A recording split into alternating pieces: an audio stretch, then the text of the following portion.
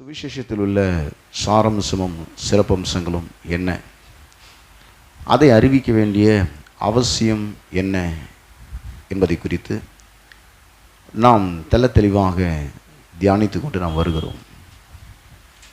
ஒவ்வொரு சுவிசேஷ வசனத்திலிருந்தும் இந்த பகுதியை நாம் தியானிக்க போகிறோம். அந்தந்த சுவிசேஷ வசனத்திலே சொல்லப்பட்டிருக்கிறதான சாரம்சமும் அதன் சிறப்பம்சங்களும் அதை அறிவிக்க வேண்டியதான அவசியத்தையும் பற்றி நாம் தொடர்ந்து அறிந்து கொள்ளப் போகிறோம். கடந்த ஒரு சில வாரங்களாக மத்தேயு சுவிசேஷ புஸ்தகம் 11ஆம் அதிகாரம் 28ஆம் வசனம் முதல் 30ஆம் வசனம் வரை நாம் வாசித்தோம். வருத்தப்பட்டு பாரம் சுமக்கிறவர்களே, நீங்கள் எல்லோரும் என்னிடத்தில் வாருங்கள், நான் உங்களுக்கு இளைப்பாறுதல் தருவேன். நான் சாந்தமும் மனத்தாழ்மையுமாய் இருக்கிறேன். என் நுகத்தை உங்கள் மேல் ஏற்றுக்கொண்டு என்னிடத்தில் கற்றுக்கொள்ளுங்கள், அப்பொழுது உங்கள் ஆத்துமாக்களுக்கு இளைப்பாறுதல் கிடைக்கும். என் நுகம் மெதுவாயும் என் சுமை லகுவாயும் இருக்கிறது என்றார். இந்த சுவிசேஷ வசனம் ஆண்டவராகிய இயேசு கிறிஸ்து இந்த உலகத்திலே மனிதனாக இருந்த பொழுது அவர் அறிவித்த ஒரு வசனம் இது. இது குறித்து நாம் நிறைய விஷயத்தை நம்ம தியானித்திருக்கிறோம். இது ஒரு மகத்தான அழைப்பு, ஆண்டவராகிய இயேசு கிறிஸ்து கொடுத்திருக்கிறதான மகத்தான ஒரு அழைப்பு. 5 விதமான அழைப்பு இந்த பகுதியிலே இருப்பதை குறித்து நாம் அறிந்திருக்கிறோம். இதில் இருக்கிற சிறப்பம்சம் இந்த வசனத்திற்குதான வாக்கு தத்துவம். என்ன வாக்கு தத்துவம்னு பார்த்தீங்கன்னாக்கா, நான் உங்களுக்கு இளைப்பாறுதல் தருவேன். இந்த விஷயத்தில் பார்த்தீங்கன்னாக்கா அநேக கிறிஸ்தவர்கள் இதை அனுபவிக்க முடியாத நிலையிலே வாழ்வதை பார்க்கும்பொழுது மற்றவர்களுக்கு ஒரு சில சந்தேகங்களை அது ஏற்படுத்துகிறது. இளைப்பாறுதல் தருவேன்னு சொன்னார், இவங்க போனாங்க, இவங்களுக்கு அது கிடச்சிருக்கணும்.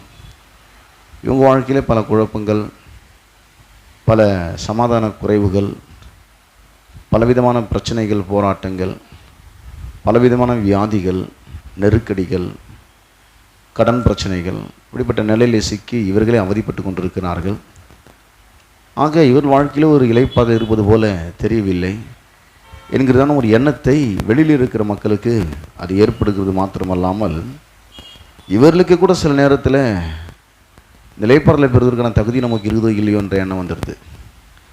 இதுக்கு தகுதி இயேசுதான். அவரே தேவனால் நமக்கு ஞானமும் நீதியும் பரிசுத்தமும் மீட்புமானார். ஆக நம்ம தகுதி வச்சு நமக்கு அது கொடுக்கறதில்லை. அவன் மேல் பாராட்டின அன்பின் அடிப்படையிலே இளைப்பாறுதல் நமக்கு அவர் தருகிறார். இதில் என்ன ஒரு சின்ன கவனக்குறைவுன்னு பார்த்தீங்கன்னாக்கா, இந்த இளைப்பாறுதலுக்குள்ளே எப்படி பிரவேசித்து அதில் வாழ்வது என்கிறதான சத்தியங்களை அறியாமல் போகும்போது அவனுக்கு அந்த இளைப்பாறுதல் வாக்கு பண்ணப்பட்டிருந்தும் அந்த இளைப்பாறுதலை அடையாமல் அனுபவிக்க முடியாத ஒரு அலைச்சலிலும் மன உளைச்சலிலும் பலவிதமான தேவைகள் சந்திக்கப்படாத நிலையிலும் வாழ்க்கையை கழித்து விடுகிறார்கள். இப்படியே காலம் கடந்து போயிடுது. ஏன்னா வேதாகமத்தில் சில கோட்பாடுகள் உண்டு என்று சொல்லி நம்ம பார்த்தோம். அந்த தேவனை மதிக்கிறார். கடந்த முறை சொல்லும் போது சொன்னோம், இந்த விதைப்பு அறுப்புன்ற பிரமாணம் ஒரு கோட்பாடு. நோவா காலத்தில் கூட எல்லாம் அழிஞ்சு போனதுக்கப்புறம் புதுசாக எந்த தாவரத்தையும் அவர் உண்டாக்கலை. ஆதாமு முன்னாடி உண்டாக்கப்பட்ட தாவரங்கள்லாம் இன்றைக்கும் அது விதையாக இருக்குது. அதை மனுஷன் விதைச்சி அறுவடை செஞ்சிட்ருக்கிறான். ஆதாமுக்கு அப்புறம் எந்த மரம் செடி கொடியும் தேவன் உண்டாக்கவே இல்லை. ஏன் உண்டாக்கலாம்? அதை உண்டாக்கும்போது ஒரு பிரின்சிபல், ஒரு கோட்பாடை வச்சுட்டார். தன் தன் கனிகளை தரும் விருட்சங்கள் முளைப்பிக்க கடவுது அப்படின்னாக்கா, அந்த ஒரு மரத்தோடு அந்த கதை முடிஞ்சிடாது. அது கனி கொடுக்கும். அந்த கனியில் விதை இருக்கும். அந்த விதை அதே தன்மையுடைய அநேக தாவரங்களை பிறப்பிக்கக்கூடிய ஆற்றல், அநேக விதைகள் அந்த கனிகளுக்குள்ளே உண்டாயிருக்க வேண்டும் என்று சொல்லி அப்படிப்பட்ட ஒரு கோட்பாடோடு கூட அவர் அதை பேசினால் அது உண்டானது, அது நல்லதென்று தேவன் கண்டார். ஆகவே தான் பார்த்தீங்கன்னாக்கா நோவா காலத்தில் எல்லாம் அழிக்கப்பட்ட பிறகு கூட எல்லாமே அழிஞ்சு போச்சே, ஒளிவு மரம் தான் இருக்குது, அது இலை மட்டும்தான் புறா கொத்திக்கிட்டு வந்துருக்குது, வேறு எதுவும் இருக்கிற மாதிரி தெரியல, திரும்ப புதுசாக உண்டாக்கும்னு சொல்லாமல் அப்போ தான் அந்த வார்த்தையை சொல்கிறார். பூமி உள்ளளவும் விதைப்பும் அறுப்பும், சீதளமும் உஷ்ணமும், மாரிக்காலமும் கோடைக்காலமும் ஒழிவதில்லை என்று தேவன் தம்முடைய உள்ளத்திலே சொன்னார்னு சொல்லப்பட்டிருக்கு. பூமி இருக்கிற வரைக்கும் அந்த கோட்பாடு இருக்கும், விதைப்பு அறுப்புன்ற கோட்பாடு இருக்கும், பகல் இரவுன்ற கோட்பாடு இருக்கும், மாரிக்காலம் கோடைக்காலன்ற கோட்பாடு இருக்கும், சீதளம் உஷ்ணம் என்ற கோட்பாடு இருக்கும். அது பூமி இருக்கிற வரைக்கும் அது அப்படி இருக்குன்றார். ஆக இந்த விதைப்பு அறுப்புன்ற அந்த கோட்பாடை, இந்த பிரின்சிபலை தேவனை உண்டாக்கி இருக்கிறார். அது வெறும் விவசாயத்துக்கு மட்டும்தான் நம்ம நினச்சிடக்கூடாது. அது வாழ்க்கையில் அநேக காரியங்களுக்காக கொடுக்கப்பட்டிருக்கிறது. இப்போ பணத்தை விதைச்சி அறுவடை செய்ய முடியும், அது வேத மதத்தில் வசனமாக சொல்லப்பட்டிருக்குது. இப்போ கோதுமை கம்பு கேழ்வரகு விதைச்சி அறுவடை செய்கிற மாதிரி வெற்றியை நம்ம அறுவடை செய்ய முடியும், சமாதானத்தை நம்ம விதைத்து அறுவடை செய்ய முடியும், அநேக ஆசீர்வாதங்களை விதைத்து நம்ம அறுவடை செய்ய முடியும். தேவனுடைய எல்லா நன்மைகளையும் ஆசீர்வாதங்களையும் நம்ம அப்படியாக அறுவடை செய்யணும். எல்லாம் இங்கே விதைகளாக தேவனுடைய வார்த்தையாக கொடுக்கப்பட்டவருடைய வார்த்தை வித்தாக, ஜீவனுடைய விதையாக, ஜீவனுள்ள விதையாக இருக்கிறது. இப்போது இதை சொல்லும்பொழுது ஒரு கூட்டம் அதை மிஸ் பண்ணிட்டாங்க. அவங்களுக்கு இப்படிப்பட்ட ஒரு வாய்ப்பு கிடைச்சிது. ஆனால் நீங்கள் அதை மிஸ் பண்ணுறாதீங்க. நிலைப்படுறதெல்லாம் வாழ்க்கையை வாழக்கூடிய ஒரு நல்ல சந்தர்ப்பம் கிடைத்த போதிலும் கூட அவங்க கவனக்குறைவினால் அதை அடையாமல் விட்டுவிட்டார்கள். நீங்கள் அப்படி விடாதபடி நீங்கள் கொஞ்சம் ஜாக்கிரதையாக இருங்கன்னு சொல்லி எபிரேயர் நிருபத்திலே 4ஆம் அதிகாரத்திலே 1ஆம் வசனத்தையும் 2ஆம் வசனத்தையும் நான் வாசித்தோம். திரும்பவும் வாசிக்கிறேன். ஆனபடினாலே அவருடைய இளைப்பாறுதல் பிரவேசிப்பதற்கு ஏதுவான வாக்குத்தத்தம் நமக்கு உண்டாயிருக்க. பாருங்கள், வாக்குத்தத்தம் நமக்கு உண்டாயிருக்குது. வாக்குத்தத்தம் அவர் சொன்னார், அதனுடைய வாழ்க்கையில் நிறைவேறும். அது என்ன சொன்னார்னா, இளைப்பாறுதலில் பிரவேசிப்பதற்கு ஏதுவான வாக்குத்தத்தம் நமக்கு உண்டாயிருக்கிறது. உங்களில் ஒருவனும் அதை அடையாமல் பின்வாங்கி போனவனாக காணப்படாதபடிக்கு பயந்திருக்க கடுவோம். இது ஆம்லிஃபைட் பைபிளுடைய தமிழாக்கத்தை போன வாரம் சொன்னேன். இளைப்பாறுதல் பிரவேசிப்பதற்கு ஏதுவான வாக்குத்தத்தம் இலவசமாக தாராளமாக கொடுக்கப்பட்டிருக்கிறது. ஆகவே காலம் தாமதமானாலும் காலங்கள் கடந்தாலும் நீங்கள் அதை அடைய முடியாதபடி, நீங்கள் அதை விட்டு விடாதபடி, பின்வாங்கி போய்விடாதபடி நீங்கள் கவனமாயிருங்கள். அப்படி வருது அந்த மொழிபெயர்ப்பு. 2ஆம் வசனத்தை வாசிக்கிறேன். ஏனெனில் சுவிசேஷம் அவர்களுக்கு அறிவிக்கப்பட்டது போல நமக்கும் அறிவிக்கப்பட்டது. சுவிசேஷம் சொன்னால் குட் நியூஸ், அது நற்செய்தி, நல்ல செய்தி. அது அவங்களுக்கு என்ன நல்ல செய்தி சொல்லப்பட்டுச்சுன்னு பார்த்தீங்கன்னா, 430 வருஷம் எகிப்து தேசத்தில் அடிமைகளாக வாழ்ந்து கொண்டிருக்கிறார்கள். தேவன் அவங்களை விடுதலையாக்கி பாலும் தேனும் ஓடுகிற கானான் தேசத்தை கொடுப்பேன் என்று வாக்கு பண்ணினார். அந்த ஒரு நல்ல செய்தி அவர்களுக்கு அறிவிக்கப்படுது. கொடுத்தேன்னு சொல்லிட்டார், நல்ல செய்தி அவங்களுக்கு அறிவிக்கப்பட்டது. ஆனால் என்ன பிரச்சனைன்னு பார்த்தீங்கன்னாக்கா, அவங்க கேட்டாங்க செய்தியை, கேட்காதெல்லாம் ஒன்றும் இல்லை. ஆனால் என்ன பிரச்சனை, கேட்ட வசனத்தை கையாள தெரில அவங்களுக்கு. அந்த பிரச்சனை நேரத்தில் உணர்ச்சிகளோடு கலந்து அதை பேச ஆரம்பிச்சிட்டாங்க. அவங்க ஃபீலிங்ஸ் எப்படி இருக்கோ, ஐயோ இவ்வளோ பெரிய ஆள்கிட்ட நான் அப்படி நிற்க முடியுன்ற மாதிரி நினச்சிட்டாங்க. ராட்சத பிறவியான மனுஷனாக இருக்கிறானே, அவன் பறவைக்கு நான் வெட்டுக்கிளி மாதிரி இருக்கனே, என் பறவைக்கு நான் வெட்டுக்கிளி மாதிரி இருக்கிறேனே. அவர் சொன்னதுன்னு உண்மைதான். அந்த பாலும் தேனும் ஒன்று கானான் தேசம் அங்கே இருக்குது. பட்டணங்களாம் ரொம்ப அரளிப்பான பட்டணங்களாக இருக்குது. அந்த ஒரு திராட்சை கொள்ளையே பார்த்தீங்கன்னாக்கா ஒரு தடியில் மாட்டி 2 பேர் ஷோல்டரில் தூக்கிட்டு வர அளவுக்கு அவ்வளோ பெரிய திராட்சை கொலையாக இருக்குது. ஆனால் இவ்வளோ ஒரு நல்ல தேசத்தை தேவன் கொடுத்திருப்பது உண்மை. அவர் சொன்ன மாதிரி அங்கே இருக்குது. அதை நிறைவேற்றக்கூடியவர் இவர்களோடு கூட இருந்தும், பகலிலே மேகஸ்தம்பமாக இரவில் அக்னிஸ்தம்பமாக இருந்தும், இவங்க எதோட கம்பேர் பண்ணிட்டாங்கன்னாக்கா, தன்னுடைய சொந்த பலத்தோட அந்த மனிதர்களை கம்பேர் பண்ணி பார்த்துட்டு, இது எனக்கு சரிப்பட்டு வராது, சாத்தியப்பட்டு வராதுன்னு சொல்லி அவங்க சொன்னது மாத்திரமல்லாமல் அவங்க துர்ச்செய்தி பரப்ப ஆரம்பிச்சிட்டாங்க. அந்த முழுதுமாக சபையாக ரொம்ப அழுது புலம்பிட்டு இருந்தாங்க பாருங்கள். அதான் அந்த வசனம் சொல்லுது, ஏனெனில் சுவிசேஷம் அவர்களுக்கு அறிவிக்கப்பட்டது போல நமக்கும் அறிவிக்கப்பட்டது. கேட்டவர்கள் விசுவாசம் இல்லாமல் கேட்டபடியினால். அப்போது அநேக மக்கள் என்ன நினைக்கிறாங்கனாக்கா, விசுவாசம் வசனத்தை கேட்கறதுனால வருது, அப்போது கேட்டதுக்கப்புறம் விசுவாசம் இருக்கணுமா? நம்ம கேட்டதுக்கப்புறம் விசுவாசம் இருக்கணும். கேட்ட வசனத்தை சரியான விதத்தில் பயன்படுத்தணும். இப்போ ஒருத்தர் வந்து உங்களுக்கு விதையை கொடுக்குறாருனாக்கா, அந்த விதையை வந்து ஒரு டப்பாவில் போட்டு மூடி வச்சிட்டிங்கனாக்கா அதனால உங்களுக்கு எந்த பிரயோஜனமும் இல்லை. நீங்கள் உங்களுடைய ஈடுபாட்டை வந்து அதை காட்டும்போது, நிலத்தில் எடுத்துகிட்டு போயிட்டு நீங்கள் விதைக்கும்போது, அந்த விதைக்கு ஒரு வாய்ப்பு கொடுக்கும்போது அது வந்து முளைச்சி வரும். இல்லையா, பிரச்சனைலாம் தானாக வருதே, அதெல்லாம் நான் விதைச்சிட்டா இருக்கிறேன்னா, ஆமாம் தானாக தான் வரும். வேலிக்கத்தான் முள் தானாக தான் வரும், முட்புதர்கள்லாம் தானாக தான் வரும். உங்கள் வீட்டை ஒரு வாரம் பூட்டி வச்சிங்கனாக்கா உள்ளே வந்து சிலந்தி தானாக கூடுகிட்டு இருக்கும், கரப்பாம்பூச்சி தானாக வரும், எலிகள்லாம் அசுத்தம் பண்ணிட்டு போயிருக்கும். இதெல்லாம் வந்து நீங்கள் வீட்டில் கூட்டு வந்து விட தேவையில்லை, அதுவே தானாக வந்துடும். அதெல்லாம் சிலந்தி தானாக வந்துடும், கரப்பாம்பூச்சி தானாக வந்துடும், பல்லிகள்லாம் தானாக வந்துடும், எலிகள்லாம் தானாக வந்துடும். ஒரு நிலத்தை வாங்கி போட்டுனா முட்புதர்கள்லாம் தானாக வந்துடும், வேலிக்கத்தான் முட்கள்லாம் தானாக வந்துடும்.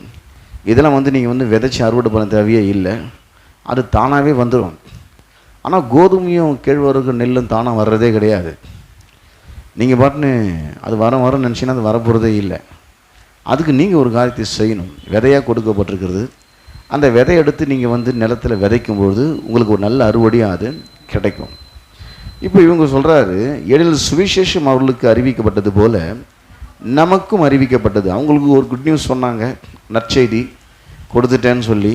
ஆனால் அவங்க என்ன பண்ணாங்கனாக்கா, தேவன் என்னோடு கூட இருக்கிறார், இந்த செய்தியை சொன்னவர், இந்த வார்த்தை சொன்னவர் வாக்கு மாறாதவர், எவ்வளவேனும் பொய்யுரையாதவர், அவர் பொய் சொல்லுகிறதில்லை, தாம் சொன்னதை குறித்து மனஸ்தாபப்படுகிறதில்லை, மனமாற அவர் ஒரு மனுபுத்திரன் அல்ல, அவர் சொல்லியும் செய்யாதிருப்பாரோ, அவர் வசனித்தும் அதை நிறைவேற்றாதிருப்பாரோ என்று சொல்லி இந்த வாக்கு பண்ணினவர், வாக்கு மாறாதவர், இந்த உலகத்தின் முடிவு பர்தம் சகல நாட்களும் என்னோடு கூட இருக்கிறார் என்று வாக்கு பண்ணினவர். அவங்க சொன்னார், அவங்களுக்கு என்ன சொன்னார்னா, நீ போகும் இடமெல்லாம் உன் தேவனாகிய கர்த்தர் உன் கூடவே இருக்கிறார்.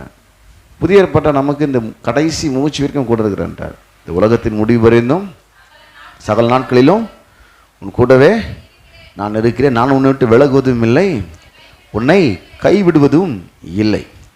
அப்போது இதெல்லாம் அவங்களுக்கு சொல்லப்பட்டிருந்தும் கூட என்ன பிரச்சனைனாக்கா, அவங்க தன்னுடைய பலத்தோடு அதை கம்பேர் பண்ணி பார்த்ததுனால, என்னால் வந்து அவங்கள ஜெயிக்கிற அளவுக்கு எனக்கு பலன், அவ்வளோ பலசாலி நான் கிடையாது. ஏன் கிடையாதுன்னா, 430 வருஷமாக அவன் அடிமையாகவே இருந்து அடி வாங்கி பழகிட்டவன். அவன் மிரட்டினா அடங்கி உட்காந்துருவான், அதுதான் அவனுக்கு தெரியும். அவன் சண்டை போட்டு அவனுக்கு பழக்கம் கிடையாது. ஆளோட்டிகள் வந்து அவனை வந்து வேலை வாங்க அவன் கொடுமையாக அப்படியே வேலை செஞ்சு பழகிட்டு பலசாலியை பார்த்தவொடனே அவனுக்கு தோண மாட்டேது, அவனுக்கு என்ன நல்ல பழக்கம் இல்லை, இப்போது சண்டை போட்டு பழக்கம் இல்லை. ஏன்னா 430 வருஷம் இவ்வளோ வருஷமாக வந்து அடி வாங்கி சொன்னதை கேட்டு பயந்து அவனுக்கு கேரக்டராக மாறிடுச்சு, அது சுபாவமாக மாறிடுச்சு. இப்போ வந்து பெரிய ஆளை பார்த்தோன்னே இவனுக்கு ஆட்டோமேட்டிக்காக உள்ளேருந்து வருது, பயம்லாம் பதட்டெல்லாம் வருது. ஐயோ இவன் வந்து நம்மளை அடித்து உட்கார வச்சுருவான் பழகுது, இவங்கிட்ட மல்லு கட்டிட்டு ஜெயிக்க முடியாது அப்படின்ற எண்ணம் அவனுக்குள்ளே உருவாகி அவன் என்ன பண்ணிட்டானாக்கா, தேவனுடைய வார்த்தையை பேசுறதுக்கு பதிலாக இவன் எதை பேசிட்டான்னாக்கா, அங்கே இருக்கிற பிரச்சனையை இவன் வாயால் பேசிட்டான், இவன் ஃபீலிங்ஸை பேசிட்டான், தன்னுடைய நம்பிக்கையை அந்த உணர்வுகளோடு கூட கலந்து பேசிட்டான். அதனால் அவனால் அதை சுதந்திரிக்க முடியல. அவனுக்கு அந்த பிரச்சனை. சரி, அவனுக்கு அந்த பிரச்சனைங்க, நமக்கு என்னங்க பிரச்சனை? நமக்குன்னா பலசாலியெல்லாம் ஆட்கள்லாம் இருக்கிறாங்களா வாக்குத்தத்தத்தை சுதந்திரிக்கிறதுக்கு? அவனுக்கு ராட்சத பிறவியான மனிதர்களாக இருந்தாங்க, பலசாலிகள் இருந்தாங்க, 7 விதமான பொல்லாத ஜாதிகள் அங்கே இருந்தாங்க. அதனால் வாக்குத்தத்தத்தை சுதந்திரிக்க அவங்களால முடியல. நமக்குன்னு அப்படி இல்லாமல் இருக்கிறாங்க, நமக்கு அப்படிலாம் கிடையாது, நம்ம நல்லா தானே இருக்கிறோம், நம்மளால் என் வாக்குத்தத்தத்தை சுதந்திரிக்க முடியலனா அவன் தன்னுடைய சரீர பலத்தோடு கம்பேர் பண்ணி பார்த்து முடியாதுன்னு விட்டான். இவன் என்ன பண்ணுறான்னாக்கா, தன்னோட சுயநீதியோட கம்பேர் பண்ணி பார்த்து முடியாதுன்னு விட்டுறான். இதுதான் இவனுக்கு இருக்கிற பிரச்சனை. அதான் பார்த்தீங்கன்னா ரோமர் 5:12 போன முறை வாசித்தோம். இப்படியாகிய ஒரே மனுஷனாலே பாவமும் பாவத்தினாலே மரணமும் உலகத்திலே பிரவேசித்தது போலவும் எல்லா மனுஷரும் பாவம் செய்தபடினால் மரணம் எல்லாருக்கும் வந்தது போலவும் இதுவும் ஆயிற்று. அப்போ ஒரு மனிதன் செய்த பாவம் என்ன பாவம்னு பார்த்தீங்கன்னா, ஆதாம் தேவனுடைய வார்த்தை மீறினான், அதான் அவன் செஞ்ச பாவம். அப்போ இந்த உபாகம் 28ஆம் இடத்துல வர எல்லா சாபமும் இந்த வசனத்தை மீறுறதுனால வர சாபம்னு சொல்லப்பட்டிருக்கு. வசனத்தை கை கொண்டா இந்த ஆசீர்வாதம்லாம் வரும், இந்த வசனத்தை மீறினா இந்த சாபெல்லாம் வந்துடும். அப்போ நாம் நினைப்போம், ஆமாம் நான் வசந்தபடியெல்லாம் ஒன்றும் வாழலைங்க, கரெக்டெல்லாம் இல்லைங்க, வசனத்தை நான் நிறைய மீறிட்டு இருக்கிறேன். அதனால் தேவனுடைய வார்த்தையை மீறின ஆதாமுக்கு இவ்வளோ பேர் பிரச்சனைலாம், அவன் அதனால உலகத்துக்கே இவ்வளோ பேர் பிரச்சனை வந்துடுச்சு. இப்போ நான் வசனத்தை மீறுறதுனால எனக்கும் எல்லாம் பிரச்சனையும் வந்துடும். இப்போ நான் தான் கொஞ்சம் கரெக்டாக இருக்கணும், அலர்ட்டாக இருக்கணும். நல்லது தான் அப்படி இருக்குது. ஆனால் பைபிளில் சொல்லுது, நம்முடைய மிருதல் நிமித்தம் ஒரு சிலுவையிலே காயப்பட்டார். என்ன மிருதல்? தேவனுடைய வார்த்தையை மனுஷன் மீறினான் பார்த்தீங்களா? மரத்திலே தூக்கப்பட்ட எவனும் சபிக்கப்பட்டவன் என்று எழுதியிருக்கிறபடி கிறிஸ்து நமக்காக சாபமாகின்ற சாபம்லாம் யார் மேலே வருதுனாக்கா, தேவனுடைய வார்த்தையை மீறுற மனுஷன் மேலே ஒவ்வொரு சாபம் வருது. இந்த ஒவ்வொரு சாபம் தேவனுடைய வார்த்தை மீறுனால மனுஷன் மேலே வர அந்த சாபத்தெல்லாம் தூக்கி தேவாதி தேவன் தன்னுடைய குமாரன் மேலே சுமத்தி, என் வசனம் இப்படி எழுதப்பட்டிருக்கு கலாத்தியர் 3:13-14, மரத்திலே தூக்கப்பட்ட எவனும் சபிக்கப்பட்டவன் என்று எழுதியிருக்கிறபடி கிறிஸ்து நமக்காக சாபமாகி நியாயப்பிரமாணத்தின் சாபத்துக்கு நீங்களாக்கி நம்மை மீட்டு கொண்டார். இப்போ பிசாசு எப்படி டார்கெட் பண்ணுறான்னு பாருங்கள். அவங்களுக்கு அப்படி ராட்சத பிரதிவான 7 மனுஷங்க வந்தாங்க. இப்போ இவங்க என்ன சொல்கிறேன்னா, நீ ஒன்றும் அவ்வளோ கரெக்டான ஆள் கிடையாதுங்க, நீ எவ்வளோ கர்த்தருடைய வார்த்தையை மீறிட்ட, உனக்கு இதெல்லாம் நடக்கிறதுக்கு வாய்ப்பே கிடையாது, கிடைக்கிறதுக்கு சான்ஸ் இல்லைன்னா இவன் உடனே ஆட்டம் கொடுத்துட்டு இவனுக்கு அவனுக்கு கண்டு ஆட்டம் கண்ட மாதிரி. ஏன்னா இதை ஊக்குவிக்கக்கூடிய அநேக மக்கள் இங்கே இருக்கிறாங்க நிறைய இடத்துல. ஆமாம்மா நீலாம் சரியில்லை, இங்கே வாங்க நான் ஜெபம் பண்ணின்றேன்னு. உடனே இவங்களுக்கு என்ன ஆகிட்டுனாக்கா, ஆமாம்மா நான் சரியில்லை, நான் ஒன்றும் அந்தளவுக்கு ஒன்றும் பரிசுத்தவான் கிடையாது. மகா ஒஸ்ட் லெவலில் இந்த எபேசு சபை விசுவாசியை பார்த்து பரிசுத்தவான்களுக்கு எதிர்தாவதுன்னார் அவர். மகா ஒஸ்ட் லெவலில் இருந்த குருது சபையை பார்த்து பரிசுத்தவான்களுக்கு எதிர்தாவதுன்னார். அப்போஸ்தலனாகிய பவுல் ஒரு தகப்பனுடைய மனைவி வச்சுட்டு இருந்தான், தகப்பனுடைய 2வது மனைவியை அவனோட சேர்த்து தான் சொல்கிறார் பரிசுத்தவான்களுக்கு எதிர்தாவது. எல்லா விதமான கோபம், கசப்பு, மூர்க்கம், துர்குணம், பரிசுத்தான விதமாக பொய் சொல்கிறது, ஆவியானவர் துக்கப்படுத்துறது, இந்த காரியங்கள்லாம் இருந்த எபேசு சபையை பார்த்து பரிசுத்தவான்களுக்கு எழுதுறதாவதுன்னாரு. இவங்களுக்குள்ளே இப்படிப்பட்ட காரியங்கள்லாம் இருக்குது. இவங்க உணர்ந்த உடனே கிறிஸ்துவுக்குள்ளே அவங்க யாருன்றதெல்லாம் போதிக்கிறது இல்லை. உங்கள் மாம்சத்தில் இந்த காரியங்கள்லாம் இருந்தால் நீங்கள் அதை பெற தகுதியில் நாட்கள் இங்கே வாங்க நான் சரி பண்ணி கொடுத்துறேன்னு சொன்ன உடனே இவங்க பார்க்குறாங்க, ஆஹா நம்மளை தடவி கொடுத்துட்டுருக்காங்க, ஆனால் நம்ம என்ன பண்ணலாம், இப்படியே வாழ்க்கையை ஓட்டிடலான்னு சொல்லி ஒரு முடிவுக்கு வந்துடுறாங்க பாருங்கள். இங்கே வசனம் கேட்குறது கொஞ்சம் கஷ்டமாக இருக்குது. ஏன்னா இங்கே நாங்கள் கொஞ்சம் வளரணும்னு ஆசைப்பட்றோம், வளர்க்கணும்னு ஆசைப்பட்றோம். அவங்கள குழந்தைய வச்சுக்கணுன்ற ஆசை இங்கே இல்லை. குழந்தைய வச்சுக்கணுன்ற நிறைய இடங்கள் இருக்குது. அந்த இடத்துக்கு போகிறது விரும்புகிறாங்க பாருங்கள். ஏன்னா கடைசி வரைக்கும் குழந்தையாக இருக்கணும்னு விரும்புகிறாங்க. இப்படி குழந்தையாக இருக்கிறவனுக்கு என்னன்னா இந்த ப்ராக்டிஸ் எல்லாம் இல்லை. இந்த வசனத்தை எடுத்து அவன் வாழ்க்கையில் இப்படி இந்த எபிரேயர் 5:13-14 வாசித்தோம் இல்லையா? எனக்கு பால் உண்கிறவன் குழந்தையாக இருக்கிறபடினாலே நீதியின் வசனத்தில் பழக்கம் இல்லாதவனாக இருக்கிறான். இப்போ ரட்சிக்கப்பட்ட மனுஷன் அடுத்தவன் ஜபத்தையே சார்ந்து வாழற மனுஷனாக இருக்கிறான், புதுசாக ரட்சிக்கப்பட்ட புதுசில். ஏன்னா பால் குடிக்கிறான். பால் குடிக்கிற குழந்தை என்ன பண்ணோம், குழந்தை போதும், அம்மா என்ன விடுமா, நான் போய் வேலைக்கு போய் சம்பாஷணம் சோறு போகிறேன்னா சொல்லலாம். அது பிறந்த குழந்தை என்னை விட்டு சாப்பாடு போடுறேன் எந்த குழந்தைன்னு சொன்னோம், சொல்லவே சொல்லாது. ஏன்னா அது பாலுங்கிற குழந்தை, அதுக்கு பழக்கம் இல்லை, அது குழந்தை ஸ்டேஜில் இருக்குது. ஆனால் அதுவும் உணவை எடுத்துக்குது, அது பாலை உணவாக எடுத்துக்குது, ஊட்டச்சத்துள்ள உணவு தான் அது. ஆனால் அது வாழ்நாள் முழுதுமாக அந்த உணவை எடுத்துக்கொள்ளக்கூடாது, ஒரு குறிப்பிட்ட அளவு தான் அந்த உணவை எடுத்துக்கொள்ளணும். ஒரு குழந்தை 3 வருஷம் வரைக்கும் பால் குடிக்கிற குழந்தைலாம் உண்டு. 3 வயசு 4 வயசு 5 வயசு கூட சில குழந்தைகள் பால் குடிக்கும். அதுக்கப்புறம் பட்டு ஒன்று போட்டு பால் மறக்க வச்சுருவாங்க. அது ஏன்னாக்கா அதுக்கு நிலா காட்டி சோறு ஊட்டி அதுக்கு என்னென்ன பண்ணுவோம் பண்ணி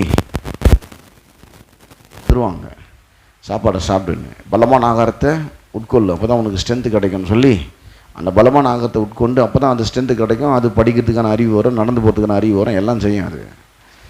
இப்போ பால் உண்கிறவன் குழந்தையாக இருக்கிறபடினாலே அவனுக்கு சில பழக்கங்கள் இல்லை, வசனத்தை கையால் தெரில, வேற ஒன்றும் இல்லை. பிரச்சனைகள் வாழ்க்கையில் வரும்போது சூறாவளி போல் அடுக்கடுக்கான பிரச்சனைகள் வாழ்க்கையிலே மோதி அடிக்கும்பொழுது அவங்களுக்கு இந்த வசனத்தை எடுத்து அந்த நேரத்தில் எப்படி பேசுறதுன்னு தெரியல. அவங்க திக்குமுக்காடி போயிடுறாங்க.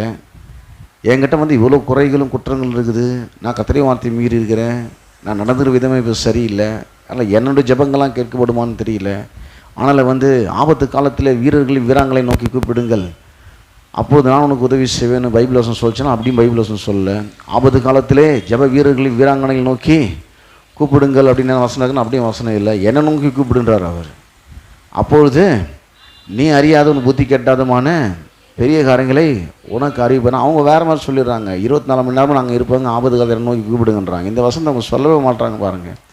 இங்கே நான் சொல்லின்னு இருக்கிறேன், அதை ஆபத்து காலத்தை என்கிட்ட நீங்கள் வந்துடாதீங்க, அங்கே பாருங்கள் உங்களை எப்படி கூப்பிட நான் கற்றுக் கொடுக்குறேன்றேன். ஆபத்து நேரத்தில் நீங்கள் அவரை எப்படி கூப்பிடணுன்னு உங்களுக்கு ப்ராக்டிஸ் கொடுத்தாங்க. என்னுடைய வேலை ஒரு உண்மையான ஊழியக்காரன் செய்ய வேண்டிய வேலை அந்த வேலை தான். ஆனால் நீங்கள் எந்த நிலையில் இருந்தாலும் எந்த இடத்துல இருந்தாலும் நீங்கள் அவரை நோக்கி எப்படி கூப்பிட்டு நீங்கள் பெற்றுக்கொள்ளலான்னு சொல்லி உங்களை ப்ராக்டிஸ் கொடுக்குறது, உங்களுக்கு ஒரு பயிற்சி கொடுக்குறது. அதுதான் இந்த இடத்துல நீங்கள் பயிற்சி பெறுவதற்காக நீங்கள் வந்திருக்கிறீர்கள். பயிற்றுவிக்கிறவர்களாக ஊழியக்காரர்களை கர்த்தர் அபிஷேகித்து அவர்களை பயன்படுத்துகிறார். அவர்கள் பயிற்றுவிக்கிறவர்கள் யாருக்கு பயிற்சி கொடுக்குறாங்கன்னா பிலீவர்ஸுக்கு பயிற்சி கொடுக்குறாங்க. ஆவிக்குரிய நிலையில் அவங்க வளருவதற்கான பயிற்சியை அவங்க கொடுக்குறாங்க. பயிற்றுவிக்கிற ஊழியக்காரர்களாக அவர்கள் இருக்கிறார்கள். இப்போ வசனம் சொல்லுது, பால் உண்கிறவன் குழந்தையாக இருக்கிறபடினாலே நீதின் வசனத்தில் பழக்கம் இல்லாதவனாக இருக்கிறான். பலமான ஆகாரமானது நன்மை தீமை இன்னதென்று பயிற்சியினால் பகுத்தறியத்தக்கதாக முயற்சி செய்யும் ஞானேந்திரர்களாகிய பூரண வயதுகளுக்கே தகும். என்ன அர்த்தம்னாக்கா, திடீர்னு வீட்டுக்குள்ளே பலசாலி சண்டை போட வந்துட்டான்னா அந்த நேரம் பார்த்து ப்ராக்டிஸ் பண்ணி அவன் அடிச்சு ஜெயிக்கணும்னா முடியாது, அது டைம் இல்லை. அப்போது அவன்கிட்ட அடி வாங்கி தான் போகணும், ஏன்னா சண்டை கற்றுறதுக்கு டைம் இல்லை. அப்போ ஏற்கனவே கற்று வச்சுருந்தா தான் அவன் அடிக்க முடியும். ஏற்கனவே சண்டை கற்று வச்சுருந்தா தான் வந்தவொடனே அவனை அடித்து நம்ம ஜெயிக்க முடியும். இது வரைக்கும் ப்ராக்டிஸே பண்ணல, ஒரு பலசாலி வந்துட்டானாக்கா அந்த நேரத்தில் நான் போய் சண்டை கற்றுன்னு வந்து நான் ஜெயிக்கிறேனாக்கா அது டைம் இல்லை. இப்போது சண்டை கற்றுன்னு ஜெயிக்கிறதுக்கு அப்போது பழக்கம் இருக்கணும் பாருங்கள், முயற்சி இருக்கணும். அப்போது இந்த வசனம் சொல்லுது, முயற்சி சொன்னால் ஒரு இன்ட்ரெஸ்ட் இருக்கணும். இன்ட்ரெஸ்ட் இல்லாத மனுஷனை எந்த மனுஷனையும் கத்துறது திணிக்கிறது இல்லை. நம்ம இன்ட்ரெஸ்ட் இல்லாத சில நேரத்தில் போட்டு திணிச்சிடுறோம். சாப்பிட்டு இந்த சாப்பாடை நீ சும்மா பாலியை குடிச்சுட்டு இருப்பேன், அது பாரு நிலா பாரு, ஆயா வடை சுட்டுன்னு உட்காந்துக்கிறாங்க பாரு சொல்லி காட்டி உடனே நிலாவை காட்டி அதுக்கு என்ன பண்ணுறது, சாப்பாடை ஊட்டி அதை முறைச்சி பார்க்க அங்கேருந்து ஆயாக்கிறாங்க எங்கே வடக்குதுன்னு அங்கே நல்லா முறைச்சிப்பார், ஆயா வடை சுட்டுன்னு உட்காந்துக்கிறாங்கன்னு சொல்லி அதை காமிச்சு அதுக்கு சாப்பாடை ஊட்டி அதை திணிச்சு அது ஒரு வழி கொண்டு வந்துடுறோம். அவர் அப்படிலாம் கொண்டு வந்துடுறதே இல்லை, கம்முன்னு விட்டு வேடிக்கை பார்க்குறாரு. அவர் ஒன்று அப்படிலாம் நான் பண்ணுறது இல்லைப்பா. ஆனால் ஒருத்தன் அப்படியே உட்காந்துருந்தான் பாருங்க. பெதஸ்தான்னு சொன்னால் அதுக்கு என்ன அர்த்தம்னாக்கா, அது 5 மண்டபங்கள் உள்ள ஒரு குளம். யோவான் சுவிசேஷம் 5ஆம் அதிகாரத்தில் வரும். அது எபிரேய பாஷையில் பெதஸ்தா என்னப்பட்ட ஒரு குளம் எருசலேம் ஆட்டு வாசல் அருகே இருக்கிறதாம். அதுக்கு 5 மண்டபங்கள் இருக்குது. அவைகளில் குருடர், சப்பானிகள், சூமின் உறுப்புடையவர்கள் முதலான வியாதிகள் அநேகர் படித்திருந்து தண்ணீர் எப்பொழுது கலங்கும் என்று காத்து கொண்டிருப்பாங்களாம். ஏனெனில் சில சமயங்கள் தேவதூதன் ஒருவன் அந்த குளத்தில் இறங்கி தண்ணீரை கலக்குவான். தண்ணீர் கலங்கின பின்பு யார் முந்தி அதில் இறங்குவானோ அவன் எப்பேற்பட்ட வியாதியஸ்தனாக இருந்தாலும் சுஸ்தமாவான். எப்படிப்பட்ட வியாதியாக இருந்தாலும் சரி, அந்த குளத்துக்கான வெயிட் பண்ணிட்டு இருப்பாங்க எல்லாரும். எதுக்கு? தண்ணீர் எப்போ கலக்கப்படும் சொல்லி முன்னாடி என்ன பண்ணுறாங்க, வெயிட் பண்ணிகிட்ருக்கிறாங்க. இவனும் வெயிட் பண்ணிகிட்ருக்கிறான் 38 வருஷமாக. யார்? 5ஆம் வசனம், 38 வருஷம் வியாதி கொண்டிருந்த ஒரு மனுஷன் அங்கே இருந்தான். 38 வருஷமாக இருக்கிறான். 38 வருஷமாக பாவம் பார்த்து அழுது போச்சு. அவனுக்கு என்ன இல்லைனாக்கா, அவனை கொண்டாந்து போட்டாங்களே தவிர அவனுக்கு இன்ட்ரெஸ்ட் இல்லை. சரி, அவனால தான் எழுந்து போக முடியாதாங்க. எப்படிங்க அவன் எழுந்து போய் விழுந்து குளிப்பான்? ஒரு நியாயம் இருக்குன்னு இல்லையா பேச்சுனாக்கா, அதில் எழுந்து போய் விழ முடியல. அவன் திமிர்வாதக்காரன். அவன் பார்த்து தான் அப்படியே ஆதங்கப்பட்டு உட்காந்துருப்பான். இவன் அடுத்த வசனம் வாசிக்கிறான். படுத்திருந்து அவனை இயேசு கண்டு அவன் வெகு காலமாய் வியாதியஸ்தன் என்று அறிந்து அவனை நோக்கி சுஸ்தமாக வேண்டும் என்று விரும்புகிறாயா என்று கேட்டார். அதற்கு வியாதியஸ்தன், ஆண்டவரே, தண்ணீர் கலக்கப்படும் போது என்னை குளத்தில் கொண்டு போய் விடுகிறதற்கு ஒருவரும் இல்லை. நான் போகிறதற்குள்ளே வேறொருவன் எனக்கு முந்தி இறங்கி விடுகிறான் என்றான். இப்போ இல்லைன்னு என்ன தெரியுதுன்னா, அவனால் நடந்து போக முடியலனாலும் வாய் பேச முடியுதுன்னு தெரியுது. அவனால் நடந்து போக முடியலனாலும், ஏன்னா இயேசு பேசினா திருப்பி பேச முடியுது. அவனால் இயேசு பேசினா திருப்பி பேச முடியுது. ஆனால் குளம் கலக்கப்படுறதுல, ஆண்டவரே, நான் இத்தனை வருஷமாக இங்கே உட்காந்துட்டு இருக்கிறேனே, படுத்துட்டு இருக்கிறேனே, எனக்கு முன்னாடி எவ்வளோ பேர் சுகமாகி போயிடலாம், உதவி செய்யணும் வாயில் சொல்லியிருந்தானா வேலை நடந்திருக்காங்க. ஏன்னா அங்கே தான் இருந்திருக்கிறான் அவன். வாயில் சொல்லியிருந்தான்னா கண்டிப்பாக அங்கே வேலை நடந்திருக்கும். இவன் பாட்டுன்னு கம்முன்னு பார்த்துட்டு உட்காந்துட்டு இருக்கிறான். அப்படியே ஏசு சொன்னார். உடனே ஏசு அவனை நோக்கி, எழுந்துரு, உன் படுக்கை எடுத்துக்கொண்டு நட என்றார். ஏன்னா இவன் சொல்கிற மாதிரி தெரியல. இப்போ அவரே சொல்லிட்டார், எழுந்துரு, உன் படுக்கை எடுத்துக்கொண்டு நட. உடனே அந்த மனுஷன் சுஸ்தமாகி தன் படுக்கை எடுத்துக்கொண்டு நடந்து போனான். அந்த நாள் ஓய்வு நாளாக இருந்தது. இப்போ பார்த்தீங்கன்னாக்கா இவன் அங்கே தான் உட்காந்துட்ருக்கிறான். எங்கே வேதஸ்தான்றது பார்த்தீங்கன்னா ஒரு சர்ச் மாதிரி. கொலான்றது தண்ணீர் என்பது வேத வசந்துக்கு அடையாளம். அது தேவதூதன் கலக்கிறான்றாங்களே, அவன் சேரையில் கர்த்தருடைய தூதன். யார் அவன்? ஆசாரியனுடைய உதடுகள் அறிவை காக்க வேண்டும். அவன் சேனைகளுடைய கர்த்தருடைய தூதன். அப்போது ஊழியக்காரன் ஒரு தேவதூதன் மாதிரி ஒரு தண்ணீரை கலக்கிற மாதிரி வேதவசத்தை எடுத்து அவன் சொல்கிறான். அவன் சொல்லும்போது எப்படிப்பட்ட பிரச்சனை ஒரு விசுவாசி, ஒரு மனுஷன் அதை கேட்கிறவனா இருந்தாலும் அந்த வசனத்தை அவன் திரும்பி சொல்லும் பொழுது, அந்த வசனத்தை திரும்பி சொல்லும்போது ஒரு அற்புதம் நடக்குது பாருங்கள். இங்கே பெருமோரில் ஸ்திரீ கூட அப்படி தான் நடந்துச்சு. அவள் காதலை கேள்விப்பட்டு சும்மா இருந்தான்னா ஒன்றுமே நடந்திருக்காதாங்க. அவள் சொல்கிறா வாயை திறந்து. என்ன பண்ணா?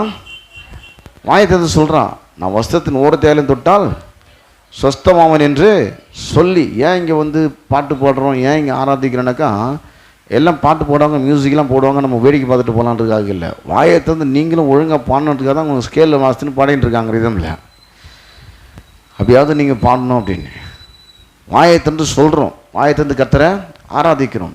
வாயை திறந்து சொன்னால் அதை காதலை கேட்டு ஒரு நடவடிக்கை எடுத்தான். அதை என்ன பண்ணால் அதை ப்ராக்டிஸ் பண்ணுறான் பாருங்கள். ப்ராக்டிஸ் பண்ண உடனே ஏசுக்கிட்ட அந்த வஸ்திரத்தின் ஓரத்தை தொட்டான். அந்த வல்லமை புறப்பட்டு போகுது. அப்போ தேவனுடைய வார்த்தையை கேட்டு அப்படியே சும்மா இல்லாமல் கேட்ட வசனத்தை வாயில் சொல்லி அதை தன்னுடையதாக்கி கொண்டு அந்த வசனத்தின் அடிப்படையில் ஒரு முயற்சி எடுக்கிறா பாருங்க. முயற்சி எடுக்கும் போது அவளுக்கு அது அற்புதத்தோட வாழ்க்கையிலே கொண்டு வருகிறது. இப்போது பவுல் பிரசங்கம் பண்ணுறாரு. எங்கன்னா பெரேயா பட்டணத்தில். அப்போஸ்தலர் புத்தகத்தில் 11ஆம் அதிகாரத்தில் வாசித்தா தெரியும் உங்களுக்கு. இப்போது 11ஆம் அதிகாரம் அப்போஸ்தலர் 17:11, அந்த பட்டணத்தார் மனோவாஞ்சைய வசனத்தை ஏற்றுக்கொண்டு காரியங்கள் இப்படி இருக்கிறதா என்று தினந்தோறும் வேத வாக்கியங்களை ஆராய்ந்து பார்த்ததினால் தெசலோனிக்கேயில் உள்ளவர்களை பார்க்கிலும் நற்குணசாலி. இவங்களுக்கு ஒரு நல்ல பழக்கம் இருந்தது. ஏன்னா பெரேயா பட்டணத்தாருக்கு பவுல்கிட்ட உட்காந்து பிரசங்கத்தை கேட்கறதுல ஒரு முயற்சி எடுத்தாங்க. அந்த பிரசங்கம் பண்ணது பைபிள் இருக்கான்னு டெய்லியும் ரெஃபர் பண்ணுறத ப்ராக்டிஸ் ஆகினாங்க. டெய்லியும் ரெஃபர் பண்ணி பார்க்குறான். டெய்லியும் பவுல் பிரசங்கம் பண்ணார், அது நோட்ஸ் எடுத்தாச்சு. அந்த நோட்ஸ் டெய்லியும் ரெஃபர் பண்ணி பார்த்துட்டு இருக்கிறாங்க. சாலிகள் ஆகிட்டாங்க. அவங்க ஒரு சரியான ஆளாக மாறிட்டாங்க பாருங்கள். ஒரே நாளில் வந்துடுறதில்ல பாருங்கள். டெய்லியும் ப்ராக்டிஸ்ன்ட்டு ஒரு நாள் வந்துடுமானா ஒரு நாளில் வராது. நீங்கள் டிரைவிங் ஸ்கூல் போனால் கூட இல்லைங்க நான் மாதத்துக்கு ஒரு முறை கற்றுக்கிறேன்னா வரவானான்ருவாங்க. மாதத்துக்கு ஒரு முறை நான் வண்டி ஓட்டு கற்றுனா தயவுசெய்து வந்துடாதீங்க அப்படின்றோம். டெய்லியும் வந்ததாங்க நீங்கள் கற்றுக்க முடியணும். டெய்லியும் ப்ராக்டிஸ் எடுத்தால் தான் நீங்கள் இதை கற்றுக்க முடியுங்க. இல்லைங்க எங்கள் பையன் ஸ்கூலுக்கு வாரத்துக்கு ஒரு முறை தான் வருவானா, வீட்டிலே வச்சிங்கன்றாங்க. தயவுசெய்து அனுப்பாதீங்க, வீட்டிலே வச்சிங்க. இவனை பார்த்து அடுத்த பிள்ளைங்க கெட்டு போயிடணுவான். டெய்லியும் கிளாஸுக்கு அட்டன் பண்ண தான் அவன் என்ன பண்ணுவான், அடுத்த கிளாஸுக்கு போகிறதுக்கு அவன் ரெடி ஆகிடுவான். இதுபோல் பிரசங்கத்தை ஆண்டவர் யாரை விடுதலை ஆக்குறாருன்னா சத்தியத்தையும் அறிவிக்கிற சத்தியம் உங்களை விடுதலை ஆக்கும். ஆனால் முதல்ல முயற்சி எடுக்கணும், ஒரு இன்ட்ரெஸ்ட் இருக்கணும் பாருங்கள். அவனிடத்தில் வாஞ்சியாக இருக்கிற அப்படின்னா அவனிடத்தில் ஒரு இன்ட்ரெஸ்ட் இருக்குது, கேட்கணுன்ற ஒரு இன்ட்ரெஸ்ட்டு இருக்குது. அதுக்கப்புறம் ஆண்டவர் என்ன பண்ணுறாரா, கண்களை திறக்கிறார், சத்தியத்தை அறியும்படி உதவி செய்கிறார். அவனிடத்தில் வாஞ்சியாக இருக்கிற அப்படின்னா வசனத்தை இன்ட்ரெஸ்டாக கேட்கணுன்ற ஒரு வாஞ்சை வந்துடுச்சுன்னா அந்த வாஞ்சையினால் அவனுடைய உள்ளத்தை திறக்கிறாரு. சத்தியத்தை அவன் அறிகிறான். அவன் சத்தியம் அவனை விடுதலையாக்குது. அவனிடத்தில் வாஞ்சியாக இருக்கணும், நான் அவனை விடுவிப்பேன். எப்படி விடுவிக்கிறாரு? சத்தியத்தை அறிவீர்கள், சத்தியம் உங்களை விடுதலையாக்கும். அப்போது இந்த பெரேயா பட்டணத்தை என்ன பண்ணாங்களாம், மனோவாஞ்சியாய் பட்டம் பாருங்க 11ஆம் வசனம். அந்த பட்டணத்தால் மனோவாஞ்சியாய், அப்போஸ்தலர் 17ஆம் அதிகாரம் 11ஆம் வசனம். அந்த பட்டணத்தார் மனோவாஞ்சியாய் வசனத்தை ஏற்றுக்கொண்டுன்னா ஃபஸ்ட்டு ஒரு ஸ்டெப் எடுக்கிறாங்க. வசனத்தை காதலை கேட்டு உள்வாங்கி கொள்றதுல ஒரு ஸ்டெப் எடுக்கிறாங்க.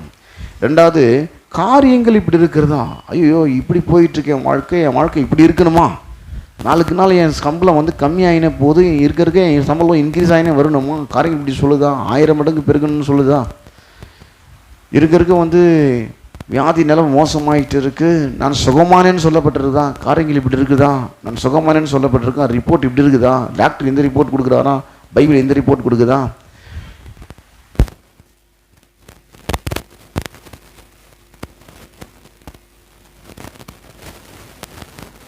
காரியங்கள்லாம் இப்படி இருக்குதா, ஆனால் என் காரியங்கள்லாம் இப்போ வேற மாதிரி இருக்குது, என் காரியங்கள் இப்படி இருக்கணுமே, பைபிள் அப்படி இருக்குதான்னு சொல்லி ரெஃபர் பண்ணுறாங்க. பவுல் பிரசங்கம் பண்ண உடனே பழைய ஏற்பாட்டு வேத புஸ்தகத்தோடு கூட அப்போ புதிய ஏற்பாடு எழுதப்படலை. அப்போ சொன்னால் இப்போ பிரசங்கம் பண்ணும்போது தினந்தோறும் அதை ரெஃபர் பண்ணி பார்க்குறாங்க. காரியங்கள் இப்படி இருக்கிறதா என்று தினந்தோறும் வேத வாக்கியங்களை ஆராய்ந்து பார்த்ததுனால் இப்போ டெய்லி என்ன பண்ணுறாங்களாக்கா, வசனத்தை கேட்டு வாரத்தோடு வாரமாக வந்து உட்காந்துட்டு போயில்ல, அந்த ப்ராக்டிஸ் பண்ணுறாங்க பாருங்கள். அது என்ன பண்ணுறாங்க, பயிற்சியாக்குறாங்க. ஃபஸ்ட்டு முயற்சி எடுத்தாங்க, ஸ்டெப் எடுத்தாங்க, வசனத்தை கேட்கின்ற வாஞ்சி அவங்களுக்குள்ளே இருந்தது. ரெண்டாவது டெய்லி அந்த டைம் ஸ்பெண்ட் பண்ணுறாங்க. ஸ்பெண்ட் பண்ணி அது கரெக்டு தானேன்னு கன்ஃபார்ம் பண்ணிக்கிறாங்க. அது கன்ஃபார்ம் பண்ணணுன்னே பேசுறதுல தைரியம் வந்துடும். இது ஒன்றுமே எப்போ உங்களுக்கு ஒரு விஷயத்தை தெளிவாக பேசினா அது கரெக்டுன்னு கன்ஃபார்ம் ஆனதுக்கு தான் நீங்கள் பேசுவீங்க.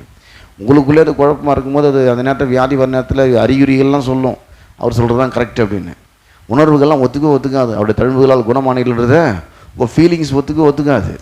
ஏன்னா உங்கள் ஃபீலிங்ஸ்னால் அதோட சம்மந்தப்பட்டதாகவே இருக்கும், அந்த அறிகுறிகளோடு சம்மந்தப்பட்டதாகவே இருக்கும். அந்த நேரத்தில் வந்து வசனம் சொல்லப்பட்டிருக்கு, ஆமாங்க அதெல்லாம் உண்மை தான், ஆனால் இங்கேயும் இப்படி சொல்கிறாங்களே வியாதி இருக்குதுன்னு சொல்லி. உடனே டாக்டர் கேட்பார், என்ன கேட்பார்னா, என்னம்மா உன்னுடைய கால்வலி நல்லாயிடுச்சா, என்ன சொல்கிறாரு, உன்னுடைய கால்வலின்றார் அவர், கால்வலி உண்டுன்ட்டார் அவர், கால்வலி உண்டுன்ட்டார். நீ சொன்னோம் சுகம் எந்துன்னோம், என்ன சொன்னோம், கால்வலி எந்து இல்லை டாக்டர், சுகம் எந்து. அதுதான் வசனம் சொல்லுது, கால்வலி எந்து நீ சொல்லிட்டு இருக்கிற, சுகம் எந்துன்னு வேத வசனம் சொல்லிட்டு இருக்குது. என்னம்மா உன் கடன்லாம் போச்சா, ஐயோ கடன் எந்து இல்லைங்க, எப்படிப்பட்ட பாவக்கன்னு அடைச்சி தீர்த்துட்டாரு, நான் பணக்காரனாக அவனதுக்காக அவர் தரித்திரர் ஆயிட்டாரு, செழிப்பு எந்துங்க, கடன் எந்து கிடையாது. கடன் அவன் நம்ப வச்சுக்கிறோம் பாருங்க. உன் கடன் பிரச்சனை போயிடுச்சா, உங்கள் கடன் பிரச்சனைக்காக, உங்கள் வியாதிக்காக, உங்கள் குடும்ப பிரச்சனைக்காக 24 மணி நேரமும் இந்த எண்ணில் நீங்கள் தொடர்பு கொள்வீர்கள். ஆனால் இருக்கிற விசுவாஸ் கேட்டு குடிச்சவராகி போயிடும். உந்துன்றான் எல்லாத்தையும், உன் கடன் பிரச்சனை, உன் வியாதி, உன் பிரச்சனை, பைபிள் சொல்லுது அது உண்டு இல்லைப்பா, சுகம்தான் உண்டு, சமாதானம் தான் உண்டு, ஐஸ்வர்யம் தான் உண்டு, வெற்றி தான் உன்னுடையது, நல்வாழ்வு தான் உன்னுடையது, இதெல்லாம் உன்னுடையது கிடையாது, அதெல்லாம் சிலுவையில் நான் சுமந்து தீர்த்துட்டேன், அதை உன்னுடையது நான் என்ன சொன்னாக்கா உடனே இங்கே ரெஃபர் பண்ணி பாரு. அதை பாஸ்டர் பிரேம்நாத்தே பிரசங்கம் பண்ணால் கூட பைபிள் இருக்குதா இல்லையான்னு கன்ஃபார்ம் பண்ணி பாரு. அதை பார்த்தா உனக்கு ஒரு கன்ஃபர்மேஷன் வரும். கன்ஃபர்மேஷன் வந்தோடனே தைரியமாக நீ பேசலாம், சுகம் என்னுடையது, நான் சுகமானேன், புண்ணியரின் காயங்களாக அப்படி சொல்லி நீ ரொம்ப வட்டமாக நீ உன்னால் அதை பாட முடியும். அந்த நேரத்தில் அது கொஞ்சம் ப்ராக்டிஸ் தேவை. தேவை ப்ராக்டிஸு தேவை. அது வசனத்தில் ப்ராக்டிஸ் தேவை. வசனத்தை கையாளத்தணும். அப்படிப்பட்ட நேரத்தில் இந்த குழந்தைக்கும் வளர்ந்தவங்களுக்கு என்ன வித்தியாசம்னாக்கா, குழந்தைங்களுக்கு வசனத்தை கையாள தெரியாது, வளர்ந்தவங்களுக்கு வசனத்தை கையாள தெரியும். உன் மேலே இருக்கிற ஓட்ட உடச்சல்லாம் காமிச்சோன்னா இயேசு காட்டணும், அங்கே என்ன ஓட்ட உடச்சல் தான் இங்கே வாங்கணும், அவர் தான் என்னுடைய நிதின்னு. அங்கே எதுனா ஓட்ட உடச்சல் இருந்தால் இங்கே வா, இரவும் போலும் குற்றம் சுமத்துருவான் அவன், சகோதர வேலை குற்றம் சுமத்துருவேன். அங்கே ஓட்ட உடச்சல் இல்லைல்ல, அப்போ இங்கே வர வேண்டிய அவசியமும் உனக்கு இல்லை. அவர் ரத்தம் ஜீவனுள்ள தேவனுக்கு ஊழியம் செய்ய என் மனசாட்சி கழுவி சுத்திகரிக்கிறதா இருக்கிறது. இல்லைப்பா அதெல்லாம் கரெக்டு தான், ஓட்ட உடச்சலாம் இல்லை, ஆனால் இங்கே ஒரு ரிப்போர்ட் அங்கே ஒரு ரிப்போர்ட் இருக்கு. அதுதான் டெய்லியும் ப்ராக்டிஸ் எடுத்துகிட்டு இருக்கிறேன். இப்போ நான் அந்த பெரேயா பட்டணத்தார் என்ன பண்ணாங்க, தெசலோனிக்கே சபையை காட்டிலும், தெசலோனிக்கே சபை பிரசங்கத்தை கேட்டாங்க, அவங்களோடையும் கொஞ்சம் டெவலப் ஆகிட்டாங்க. எதுலனாக்கா இந்த ப்ராக்டிஸில், வசனத்தை வந்து ப்ராக்டிஸ் பண்ணுறதில்ல. ப்ராக்டிஸ் பண்ணலாம் ஒன்றும் பண்ண முடியாது. டெய்லியும் குத்து சண்டை போடுறோம், ப்ராக்டிஸ் பண்ணிகிட்டு இருக்கிறான், மணல் மூட்டையை கட்டி தொங்க விட்டு குத்திக்கினே தான் அவன் அங்கே போய் ஜெயிப்பான். டைரெக்டாக அங்கே ஃபீல்டில் இறக்கிட்டாங்கனாக்கா நல்ல உதவாயின்னு வீட்டுக்கு வருவான். டெய்லியும் மணல் மூட்டையை கட்டி நல்லா குத்தி குத்தி ப்ராக்டிஸ் பண்ணால் தான் அவன் அங்கே போய் ஜெயிக்க முடியும். எதுக்கு ஒன்றுமே ப்ராக்டிஸ் தேவை. ப்ராக்டிஸ் இல்லாமல் நீங்கள் பாங்க நின்றுனாக்கா தோற்று தான் வந்துடுவீங்க. வசனத்தை நம்ம கேட்குறோம், கேட்டாத்தோட அடுத்த வாரம் கொஞ்சம் லேட்டாக போய்க்கலாம், ஒன்றும் பிரச்சனை இல்லை. ஆனால் சர்ச்சைக்காங்க போய்க்கலாங்க பொறுமையாக அப்படின்னாக்கா இன்னும் குழந்தையாக இருக்கிறீங்கன்னு அர்த்தம். 38 வருஷமாக ஒருத்தன் குழந்தையாக வந்துட்டான். அதுக்கப்புறம் பிறந்து வந்தார் ஒருத்தர், அவருக்கு சிலுவையில் வரைக்கும் 33 வயசு. அதாவது ஆண்டவராகிய இயேசு கிறிஸ்து. இவன் படுத்துட்டு இருக்கும்போது 38 வயசு. இவனுக்கு 38 வருஷமாக என்ன பண்ணாங்க, அவன் வியாதியஸ்தனாகவே இருக்கிறான், தூக்கி வந்து கலத்திட்டு இருக்கிறாங்க. அப்போல்லாம் என்ன தெரியுதுன்னு பார்த்தீங்கன்னாக்கா, தேவனுடைய வார்த்தையை பிரச்சனையின் நேரத்தில் கையாள தெரியல.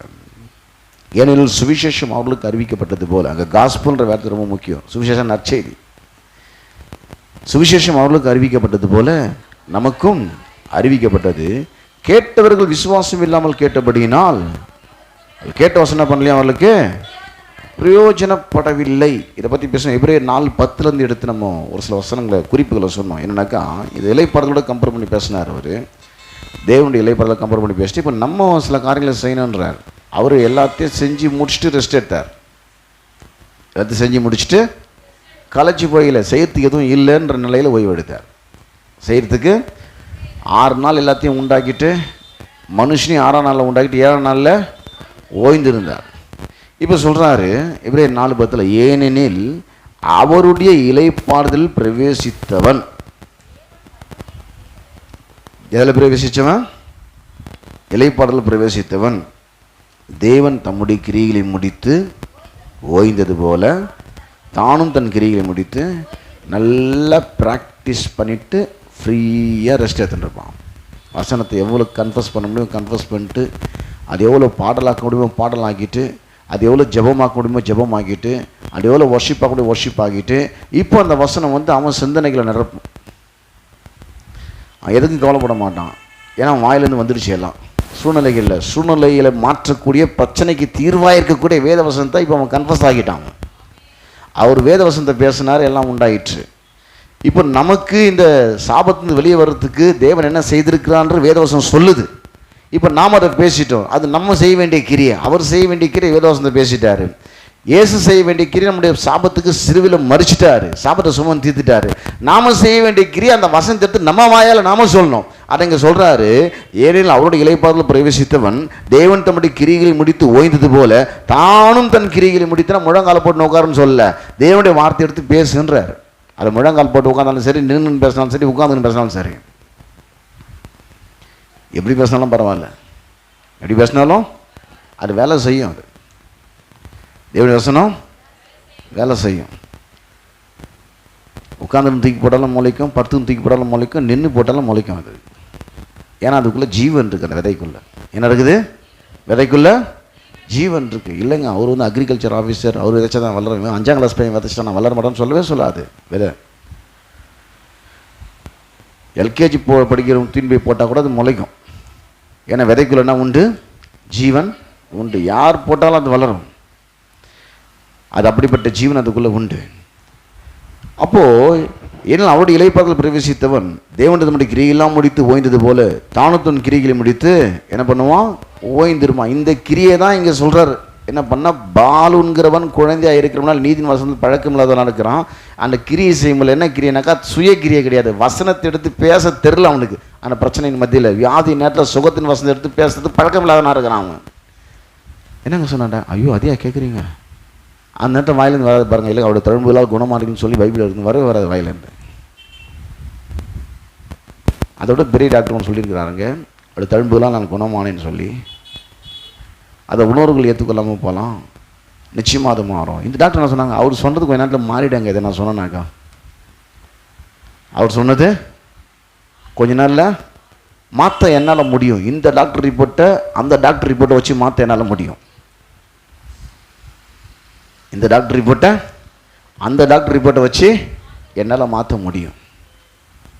அதுக்கு நான் சில விசுவாச கிரிகளை செய்யணும். வாழ்க்கையில் வசனத்துக்கு நேரெதிர்பாரான சூழ்நிலைகள் மத்தியிலே வாக்கு தத்தம் பண்ணினவர் உண்மையுள்ளவர் என்றெண்ணி நம்மை குறித்த வாக்கு தத்தங்களை நாம் அறிக்கை செய்ய வேண்டிய ஒழிய எண்ணங்களையும் உணர்வுகளையும் சூழ்நிலையும் நீங்கள் அறிக்கை செய்து கொண்டிருப்பீர்களானால் நீங்கள் பாலுங்கிற குழந்தையின் பருவத்தில் இருக்கிறீர்கள் என்ற அர்த்தம். எப்படி இருக்கிறீங்க? அது பல வருஷத்தில் இருக்கலாம். சில 38 வருஷமாக ஒருத்தவங்க உட்காந்து இருந்தான். 12 வருஷமாக ஒருத்தி வசனமே சரியாக கேட்கல. எல்லாம் செலவாகி போச்சு. தனக்கு உண்டானவ எல்லாம் செலவஞ்சு கொஞ்சோட குணமாகலை. அப்புறம் வசனம் கேட்டோடனே ஸ்டெப் எடுக்க ஆரம்பிச்சிட்டான். பெரும்பாலும் ஸ்திரீ வசனம் கேட்ட உடனே ஸ்டெப் எடுக்க ஆரம்பிச்சிட்டான். உடனே அங்கே தேவன் வல்லமை புறப்பட்டு போய் அவள் பரிபூர்ண சுகம். ஆண்டு சொன்னார், நீ உன் வேதனை நீங்கி சுகமாயிரு, உன் விசுவாசம் உன்னை ரட்சித்தது. இதுதான் விசுவாசத்தை ஒரு கடும் முயற்சி எடுப்பது. இதை பலசாலை செய்வான். என்ன பண்ணுவான்? வளரணும்னு ஆசைப்படுறவங்க இதை செய்வான். இதுதான் தேவன் விரும்புகிறார். இதை நீங்கள் பண்ணிங்கனாக்கா நீங்கள் ஒரு ரெஸ்ட்டுக்குள்ளே போயிடலாம். எந்த குறித்து நீங்கள் ரொம்ப உங்களுக்கு ஒரு டெப்ரெஷனாக இருக்கும், அல்லது ஒரு பீஸ்ஃபுல்லான மைண்டுக்குள்ளே உங்களால் போக முடியும். ஒரு மன அழுத்தம் உங்களுக்கு எதில் இருக்குதோ, எந்த பிரச்சனையாக இருக்கட்டும், அது கடன் பிரச்சனையாக இருக்கட்டும், அது குடும்ப பிரச்சனையாக இருக்கட்டும், அது வேலை பிரச்சனையாக இருக்கட்டும், அது எதிர்காலமாக இருக்கட்டும், அது உங்கள் சரீர வியாதியாக இருக்கட்டும், எது வேணா இருக்கட்டும், எதை குறித்து உங்களுக்கு அதிகமான மன அழுத்தம் இருக்குதோ, உங்களுக்கு மன வேதனை இருக்குதோ, அது முடியாதுன்னு நினைக்கிறீங்களோ, அதுக்கு தீர்வாக இருக்கிற வேத வசனத்தை நீங்கள் ப்ராக்டிஸ் பண்ண ஆரம்பிச்சிங்கன்னா அது நீங்கள் பழக்கமாக்கணும். என்ன பண்ணணும்? பழக்கமாக்கினா தான் டக்குன்னு வரும். அது பழக்கமாலாம் டக்குன்னு வரவே வராது பாருங்கள். பழக்கமாக்கணும். சொல்லி சொல்லி அதை பழக்கணும். ஏன் டெய்லியும் அந்த வார்த்தையை நம்ம பாடிட்டு இருக்கிறோம்? அது பழக்கமாக்குறோம். விசுவாச வார்த்தையில் கன்வர்ஸ் பண்ணி அதை பாடலாக்கி அதை ப்ராக்டிஸ் ஆக்குறோம். அதை பழக்கமாக ஒரு முறை பாட்டு விட்டுறதில்லை. அதை தொடர்ந்து அதை பாடிக்கிட்டே இருக்கிறோம். தொடர்ந்து பழக்கமாக்கிட்டே இருக்கிறோம். அதை தொடர்ந்து பழக்கமாக்குறோம். ஒரு ஸ்டெப் எடுக்கிறோம், வாஞ்சியோடு வரோம், ஒரு முயற்சி எடுக்கிறோம், வசனத்தை கேட்டு ரெஃபர் பண்ணி அதை ஸ்டடி பண்ணுறோம், திரும்ப அதை பழக்கமாக்குறோம், அதை அறிக்கை செய்கிறோம், அதை பாடுறோம், அதை வர்ஷிப் பண்ணுறோம், அதை பழக்கமாக்குறோம். அப்படி நீங்கள் பண்ணும்போது நீங்கள் ஒரு குழந்தை பருவ விசுவாசியாக இருந்த நீங்கள் இப்போ பலமான ஆகாரத்தை உட்கொள்கிற நிலையில் வரீங்க. இப்போ அந்த ரெஸ்ட்டுக்குள்ளே உங்களால் போக முடியும். குழந்தை எப்போ பார்த்தாலும் அழுதுன்னு இருக்கும். எப்போ பார்த்தாலும் எது கொடுத்தாலும் வாய்க்கு போயிடும். ஜல்லிக்கட்டி கொடுத்தாலும் வாய்க்கு போயிடும். முதல்ல வாயில் தான் வச்சுங்க. எது கொடுத்தாலும் உங்களுக்கு தெரியும் எதை வாயில் வைக்கணும், அதை வாயில் வைக்கக்கூடாது, எதை பேசணும், எதை பேசக்கூடாதுன்னு உங்களுக்கு வளர்ந்தவனுக்கு தெரியும். குழந்தைட்டு எது வேணால் கொடுத்து பாருங்களாம். எது கொடுத்தாலும் வாயில் எடுத்துன்னு வச்சுக்கோம். அது மத்து கொடுத்தாலும் வாயில் வச்சுக்கும், ஜல்லிக்கட்டி கொடுத்தாலும் வாயில் வச்சுக்கும், ஸ்பூன் கொடுத்தாலும் வாயில் வச்சுக்கும், ஐஸ்கிரீம் கொடுத்தாலும் வாயில் வச்சுக்கும், பிஸ்கட் கொடுத்தாலும் வாயில் வச்சுக்கும். குழந்தை பருவ விசுவாசிகள் எல்லாத்தையும் பேசிகிட்டு இருப்பாங்க. பிரச்சனையை பேசிகிட்டு இருப்பான், கடனை பேசிகிட்டு இருப்பான், வியாதி பேசிகிட்டு இருப்பான், வசனத்தையும் பேசிகிட்டு இருப்பான், எல்லாத்தையும் பேசிகிட்டு இருப்பான். கொஞ்சம் வளர்ந்தவனுக்கு தெரியும் எதை பேசணும், எதை பேசக்கூடாது, இது பேசக்கூடாது, இதை பேசணும், இது அறிக்கை செய்யறது, அறிக்கை செய்யணும், இந்த நேரத்தில் இதை அறிக்கை செய்யணும், இந்த நேரத்தில் இதை அறிக்கை செய்யணும். இப்படி பண்ணும்போது நீங்கள் இலைப்பாறுதலுக்குள்ளாக பிரவேசிக்கிறீர்கள். அடுத்த வாரத்தில் இன்னும் ஒரு சில வசனங்கள் எடுத்து இந்த சுவிசேஷத்துள்ள சாராம்சத்தையும் சிறப்பம்சங்களையும் அதை அறிவிக்க வேண்டிய அவசியத்தையும் ஒவ்வொரு சுவிசேஷ பதிலும் நம்ம எடுத்து நாம் தியானிப்போம்.